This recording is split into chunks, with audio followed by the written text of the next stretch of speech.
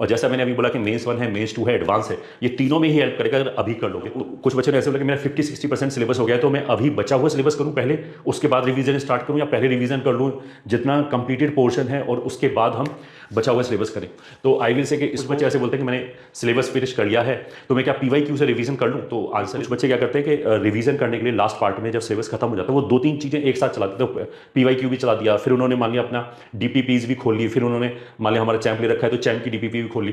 तो this is not a good strategy. जैसे मैंने बोला कि हेलो बच्चों, स्ट्रॉन्ग जेई प्रिपरेशन की फाउंडेशन में there are 4 pillars. First thing is knowledge, हमारा नॉलेज अच्छा होना चाहिए, इन डेप्थ नॉलेज होना चाहिए जो भी हम चैप्टर या सब्जेक्ट पढ़ रहे हैं।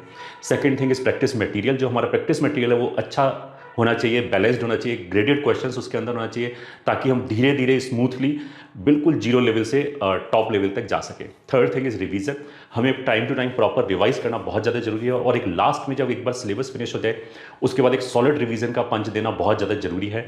अदरवाइज जो बच्चा डिजर्व करता है रैंक, उससे वो रैंक कॉम्प्रोमाइज हो जाएगा उसका। And fourth thing is of course testing, paper में जाके हम क्या क्या गलती कर सकते हैं इसका ये जानने के लिए हमें रेगुलर इंटरवल पे प्रॉपर टेस्ट देने बहुत ज़्यादा जरूरी हैं।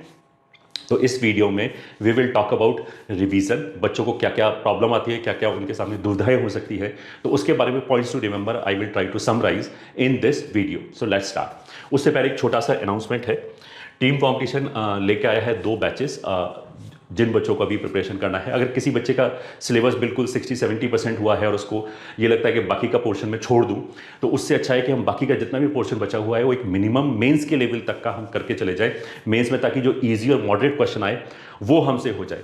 तो उसके लिए हमारा जो आइकॉनिक बैच है CQ competition crash course, that will be starting from 22 दिसंबर, और इसका फीस 3999 है। इसमें 150 लेक्चर्स है, PCM है, मतलब 50 लेक्चर्स है ईच सब्जेक्ट में।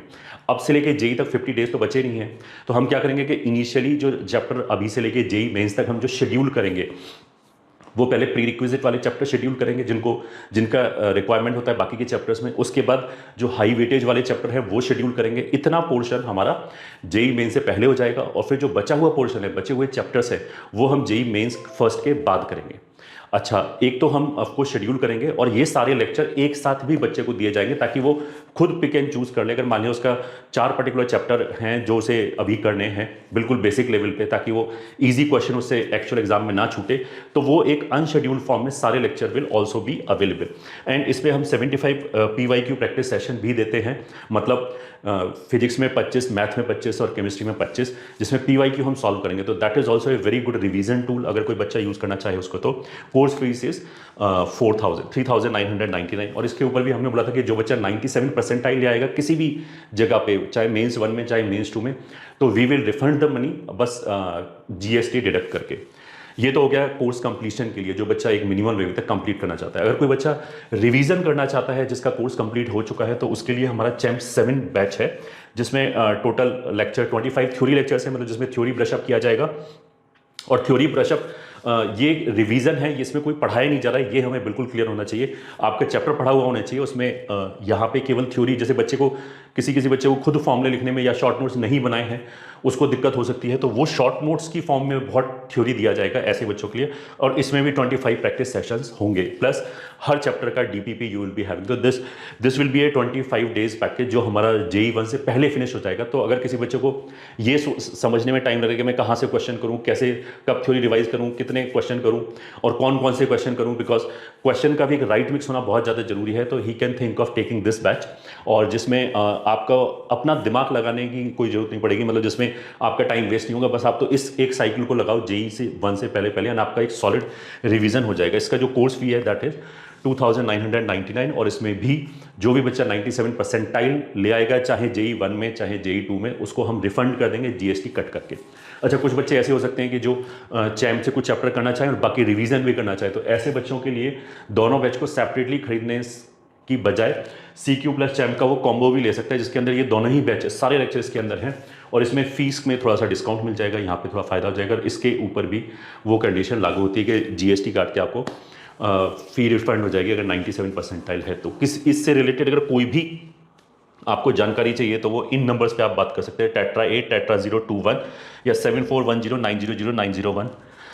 901 की जगह 906 और 908 भी लगा सकते हैं। कोर्स अवेलेबल हमारी एडू कॉम्पिटिशन ऐप है उसके ऊपर है, और जिसकी लिंक हमने डिस्क्रिप्शन में दे रखा है। इसका जो प्लानर है that is also given in the description. ये देख सकते हो कि जेई मेंस के एग्जाम से पहले पहले कौन कौन से चैप्टर खत्म हो जाएंगे सीक्यू में, क्योंकि चैप में तो सारी चैप्टर खत्म हो जाएंगे, क्योंकि ये तो रिवीजन है।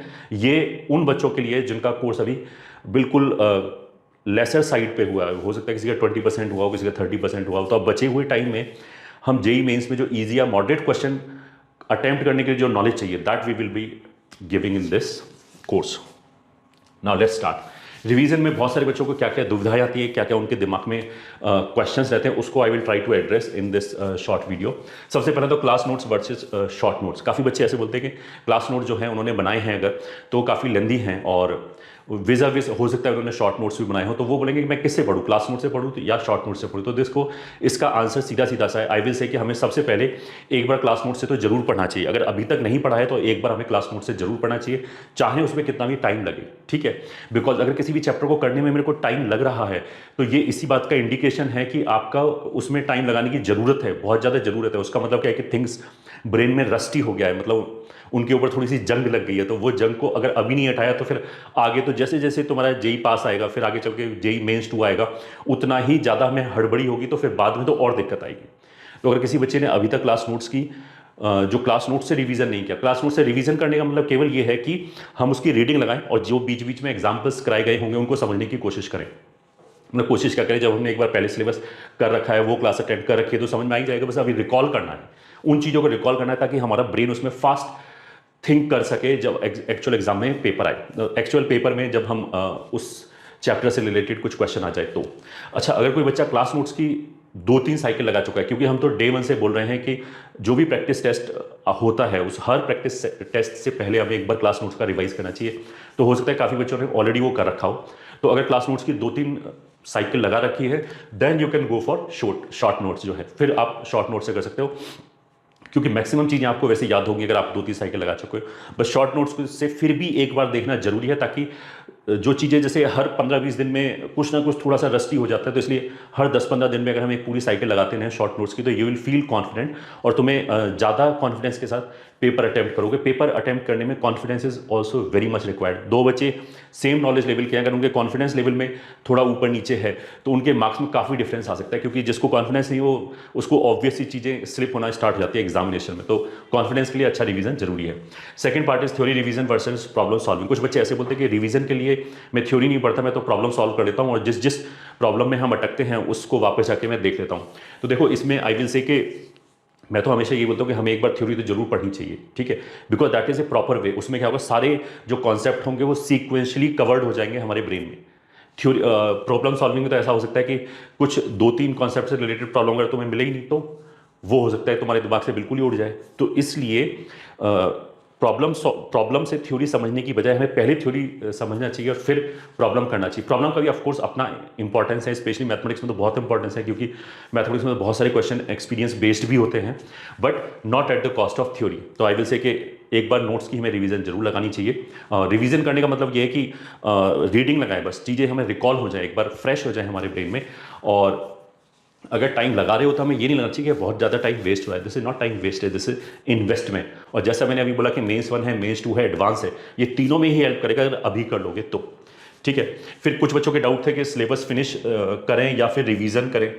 मतलब कुछ बच्चों ने ऐसे बोला कि मेरा 50-60% सिलेबस हो गया है, तो मैं अभी बचा हुआ सिलेबस करूं पहले, उसके बाद रिवीजन स्टार्ट करूं, या पहले रिवीजन कर लूं जितना कंप्लीटेड पोर्शन है और उसके बाद हम बचा हुआ सिलेबस करें। तो आई विल से कि इसको 1-0 वाली बात होने की बजाय हमें दोनों को ही साथ लेके चलना चाहिए। जैसे अगर मान लिया मैं बोलूँ कि जो बचा हुआ सिलेबस है वो मेरा अगला 20 दिन में खत्म हो जाएगा, ठीक है, और उसके बाद मैं अगले 10 दिन रिवीजन करूंगा, तो आई विल से कि ये जो 10 दिन का डिस्ट्रीब्यूशन है ये अभी से स्टार्ट कर दो। मतलब एक दिन का जो 3 घंटे के आसपास है, 3-4 घंटे के आसपास हम रिवीजन को दे सकते हैं जो अभी तक करते आ रहे, बाकी का टाइम रिमेनिंग सिलेबस को दे सकते हैं जो बचा हुआ है। क्योंकि अगर पहले तुम सारा सिलेबस खत्म कर लोगे, बिल्कुल लास्ट में रिवीजन करने की कोशिश करोगे, तो you will get panicked definitely, फिर वो रिवीजन भी ढंग से नहीं होगा। अगर तुम दोनों को एक साथ पैरेलली लेके चलोगे तो फिर क्या होगा कि लास्ट में अगर 10-20% सिलेबस रह भी गया तो भी you have a very good chunk of the syllabus जो आपने फिनिश कर रखा है, प्लस वो रिवाइज भी कर रखा है, तो उसमें आपको कॉन्फिडेंस ज़्यादा होगा। तो आई विल से कि दोनों को एक साथ लेके चलें। इस हिसाब से, ठीक है। एंड ऑफ कोर्स ये तो मेरे को बताने की जरूरत नहीं है कि अगर किसी का 30% या 40% सिलेबस बचा हुआ है तो उसमें ये जरूर देखें कि जो प्री रिक्विजिट वाले चैप्टर है वो तो 100% पहले हो ही गया होगा। किसी भी सीक्वेंस में अगर किसी भी रैशनल जगह पे आप पढ़ रहे हो तो पहले उन्होंने वही चीज़ कराया होगा। लास्ट में बस जो हाई वेटेज वाले चैप्टर है वो हम थोड़ा सा पहले फिनिश करने की कोशिश कर सकते हैं। फिर PYQ से रिवीजन। कुछ बच्चे ऐसे बोलते हैं कि मैंने सिलेबस फिनिश कर लिया है तो मैं क्या PYQ से रिवीजन कर लूँ, तो आंसर इज हाँ, बिल्कुल कर सकते हो। But PYQ nowadays are very tricky. ये ठीक है, ये मैंने क्यों बोला, क्योंकि इतने ज़्यादा पेपर्स हैं तो we should have a right mix of problems जो हमें ओवरऑल जो एवरेज पेपर आता है उसका हमें एक फील दे। तो बहुत सारे क्वेश्चन कर नहीं सकते। अगर कोई बच्चा अभी रिवीजन करना चाहता है PYQ से तो वो ऐसा तो नहीं कि हर चैप्टर में 100 क्वेश्चन करे। अगर वो 100 क्वेश्चन करने की कोशिश करेगा तो हो सकता है कि वो 10 चैप्टर ही फिनिश कर पाए एग्जाम तक। तो इट इज़ वेरी इंपॉर्टेंट कि 100 क्वेश्चन करने की बजाय हम 25-30 क्वेश्चन करें। और अगर मेरे पास टाइम अवेलेबल है तो हम 2 साइकिल लगाएं, एक साइकिल लगाने की बजाय, कि एक साइकिल में 60 क्वेश्चन करें हर चैप्टर में, उसकी बजाय पहले 30-30 क्वेश्चन करके पूरा सिलेबस खत्म करें, फिर दोबारा बचे हुए 30-30 क्वेश्चन करें। That is more efficient I will say. PYQ में एक दूसरी दिक्कत ये भी है कि जैसे मैंने बोला कि डिफरेंट शिफ्ट है, 10-20 शिफ्ट में मान लिया एक क्वेश्चन आया तो कभी कभी क्या होता है कि उसी क्वेश्चन से रिलेटेड, उसी थ्योरी से रिलेटेड सभी शिफ्ट में क्वेश्चन पूछ लिया। तो जिस बच्चे को मिला होगा उसको तो एक ही क्वेश्चन मिला होगा, उसके लिए ऐसा थोड़ा कि 10 क्वेश्चन दिया होगा। तो इसलिए अगर आपका सोर्स अच्छा नहीं है PYQ में तो उसमें क्या हो सकता है, you will B wasting lots of time, जो क्वालिटी टाइम है। इसलिए इस तरह की जो नॉइज़ है कि जिसमें एक क्वेश्चन मान लिया 5 शिफ्टों में आ गया डेटा चेंज कर करके, तो वो 5 क्वेश्चन हमें करने की जरूरत नहीं है, हमें तो वो एक ही क्वेश्चन करना चाहिए। ऐसा नहीं कि किसी किसी बुक में मैंने देखा है कि वो 5 क्वेश्चन डाल देंगे, एक बच्चे को लगेगा ये तो बहुत इंपॉर्टेंट चीज़ है, क्योंकि वो क्वेश्चन डंप कर रहे हैं, वो प्रॉपर्ली रिसर्च नहीं कर रहे हैं कि कौन सा क्वेश्चन हमें उठाना चाहिए, कौन सा छोड़ना चाहिए। तो उस बच्चे को लगेगा ये तो बहुत इंपॉर्टेंट है, फिर वो 5 क्वेश्चन कर रहा है, जबकि पता लगेगा वो 5 क्वेश्चन अलग अलग शिफ्ट में आए थे। और ऑफकोर्स JEE ने मिमिक करने की कोशिश किया कि सारी शिफ्ट में एक जैसे क्वेश्चन आ जाए, इसलिए नॉट बिकॉज कि वो टॉपिक इंपॉर्टेंट है। तो इसलिए PYQ से आप कर सकते हो, बट उसके लिए एक राइट सोर्स होना बहुत ज़्यादा जरूरी है। PYQ में इतने ओवरवेलमिंग क्वेश्चंस हैं कि बच्चे उसमें डूब जाते हैं, मतलब इसलिए राइट सोर्स जरूर उठाए। और PYQ के लिए कंपटीशन ने भी एक बुक निकाला है जिसमें 30 मस्ट डू क्वेश्चंस किए, मतलब इन सारी चीज़ों को ध्यान रखते हुए कि उसमें इजी, मॉडरेट और टफ का भी एक राइट मिक्सचर होना चाहिए और सारे कॉन्सेप्ट कवर भी होने चाहिए पिछले 4 साल के। तो you can consider going through that book if you are not already having it. उसका भी लिंक हमने डिस्क्रिप्शन में दे रखा है, that is available at Amazon and Flipkart. Next is MFST versus revision. MFST मतलब मेंस फुल सिलेबस टेस्ट। कुछ बच्चे जो हमारे यहाँ पे UTS से स्टार्ट हुआ है, अल्टीमेट टेस्ट सीरीज, जिसके अंदर 15 टेस्ट हैं मेंस लेवल के फुल सिलेबस टेस्ट। कुछ बच्चे बोले कि मैं वो करूँ पहले या रिवीजन करूँ। तो देखो इसमें 2 चीज़ें हैं। अगर हम ये छोड़ दें कि पहले मैं ढंग से रिवीजन कर लेता हूँ, टेस्ट देना बाद में स्टार्ट करूँगा, तो रिवीजन करने में कितना टाइम लग रहा है, दैट इज़ क्वेश्चन मार्क। अगर हमें 4-5 डेज लग रहे हैं मान लिया रिवीजन करने में, तो it's fine, I can say कि अभी you can afford to invest 4-5 days और उसके बाद टेस्ट कर सकते हो। बट अगर कोई बच्चा बोले कि मेरे को 15 दिन लग जाएगा रिवीजन में, ठीक है, 4-5 डेज भी एट द मैक्स बोला है मैंने, उससे ज़्यादा नहीं होना चाहिए। अगर 15 दिन लग जाएगा तो फिर लास्ट में बहुत कम तुम्हारे पास क्वेश्चन टाइम बचेगा जिसमें हम टेस्ट दे दें। मतलब ये मैंने पहले भी बोला था कि हम ऐसा नहीं कर सकते लगातार 10 दिन 10 टेस्ट देते हैं फिर मेरे को लगे कि मैंने काफ़ी कुछ सीख लिया। हमारे 2 टेस्ट के बीच में एक छोटा सा इंटरवल जरूर होना चाहिए ताकि वो चीज़ें हम डाइजेस्ट कर पाए, उनको इंप्लीमेंट कर पाए। अगर लगातार एक ही दिन में 2-2 टेस्ट भी देते हैं कुछ कुछ बच्चे लास्ट में 5 दिन, तो उसका that is not equivalent to, मतलब हम 20 दिन में 10 टेस्ट दें 2-2 दिन, एक दिन के गैप पे, या फिर हम 10 दिन में 10 टेस्ट दें, दोनों इक्वलेंट नहीं है। 20 दिन में जो हम 10 टेस्ट देंगे उससे हमारी लर्निंग ज़्यादा होगी, उसमें जो हम गलती कर रहे होंगे उसका एनालिसिस हमसे बेटर होगा, वो हमारे दिमाग में ज़्यादा बैठेगा। तो इसको हम ऐसा बोल सकते हैं कि अगर रिवीजन में 3-4 दिन लग रहे हैं तो ऑफकोर्स पहले रिवीजन एक बार फिनिश कर सकते हैं, थ्योरी की रीडिंग लगे फिर MFST दे। बट अगर मान लिया रिवीजन में बहुत टाइम लग रहा है तो मुझे लग रहा है कि इसमें तो काफ़ी ज़्यादा टाइम लग जाएगा, तो फिर आई विल से कि MFST देना चालू कर दो, क्योंकि पेपर में ऑफकोर्स एक नॉलेज तो होता ही है, दूसरे और बहुत सारे फैक्टर होते हैं कि हमसे मिस्टेक कितना हो रहा है, क्वेश्चन सिलेक्शन कैसे हो रहा है, क्वेश्चन कॉम्प्रीहेंशन कैसे हो रहा है। प्लस MFST अगर तुम दे रहे हो मेंस फुल सिलेबस टेस्ट तो वो भी तो एक बंच ऑफ क्वेश्चन ही है, तो दैट इज ऑल्सो तुम्हारे प्रैक्टिस के पॉइंट ऑफ व्यू से रिवीजन ही हो रहा है। प्लस MFST में 1 घंटे के अंदर तुम वो क्वेश्चन सॉल्व करोगे तो तुम्हारा जो एफिशिएंसी आ जाएगी per hour number of question करने की, वो थोड़ी सी इंक्रीज हो जाएगी। तो रिवीजन में जैसे मैंने बोला कि थ्योरी वाला पार्ट तो हमें जरूर करना चाहिए, प्रैक्टिस के लिए हम सीधा MFST भी यूज़ कर सकते हैं प्रैक्टिस मटेरियल की तरह। Next is perfection versus speed of course coverage. कुछ बच्चे ऐसे होते हैं कि जब वो रिवीजन करना स्टार्ट करते हैं पुराना और उन्होंने अभी तक नहीं किया तो उन्हें लगता है बहुत टाइम लग रहा है। वो इसलिए भी होता है क्योंकि वो हर बाल की खाल निकालने की कोशिश करते हैं, उनको लगता है कि यार ये मैं बिल्कुल सॉलिड करके आगे बढ़ूंगा, तो that mentality is very dangerous. You should know कि अभी उतना टाइम नहीं है। अभी तो हम जैसे एक चैप्टर तुमने पढ़ रखा है, मैक्सिमम चीज़ों को रिकॉल कर रखा है। अगर बीच में कोई एक क्वेश्चन टफ आ रहा है, मान लिया जो क्लास में कराया गया होगा, उस पर अगर हम अटक रहे हैं तो हमने 1-2 मिनट तो सोचा, नहीं क्लिक किया तो आगे बढ़ जाओ। मतलब moving on is very important, keep moving on rather than कि getting stuck at one place. तो अगर तुम एक जगह पे स्टक हो जाओगे, तुमने सोचा कि मैं चैप्टर 4 घंटे में रिवाइज कर लूंगा, बट उसमें लगे तुम्हारे 8 घंटे, तो that will have a mental toll on your psychology. तो तुम्हारी जो एफिशिएंसी है उसके आगे वाले पार्ट में वो बहुत डिक्रीज हो जाएगी। तो इसलिए मूव ऑन करना आना चाहिए। अगर एक चैप्टर मान लिया, मैं तो बोलूंगा कि 20-30% भी मान लिया समझ में नहीं आया, छोड़ो, आगे बढ़ो। पहले एक बार पूरी साइकिल लगाओ, जब वो कंप्लीट हो जाए तब उसके बाद जो 20% बचा हुआ है उस पर आओ। This is very important. 7th is 2-3 sources versus single source. इसका मतलब यह है कि एक कुछ बच्चे क्या करते हैं कि रिवीजन करने के लिए लास्ट पार्ट में जब सिलेबस खत्म हो जाता है वो 2-3 चीज़ें एक साथ चला देते। तो PYQ भी चला दिया, फिर उन्होंने मान लिया अपना DPPs भी खोल ली, फिर उन्होंने मान लिया हमारा चैम्प ले रखा है तो चैम्प की DPP भी खोल ली। तो this is not a good strategy. जैसे मैंने बोला कि 3 चीज़ों को एक साथ चलाने के बजाय इनको पैरेलल में जोड़ने की बजाय सीरीज में जोड़ो। पहले एक सोर्स उठाओ, उसको फिनिश करो ताकि सारे चैप्टर हमारे खत्म हो जाए, फिर दूसरा सोर्स उठाओ, फिर इसको खत्म करो। तो जैसा अभी मैंने थोड़ी देर पहले बोला था कि अगर मैं सोचूं कि 60 क्वेश्चन कर देता हूं पर चैप्टर, तो उसमें हो सकता है कि 8वें 10वें चैप्टर तक ही पहुंच पाओ।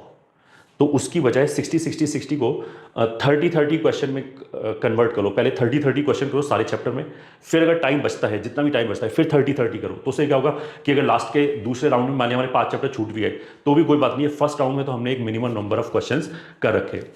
तो I hope this will be useful for you and keep working hard. Last time is also very important. और जैसा मैंने पहले भी बोला था कि लास्ट टाइम तक हमें लगे रहना चाहिए।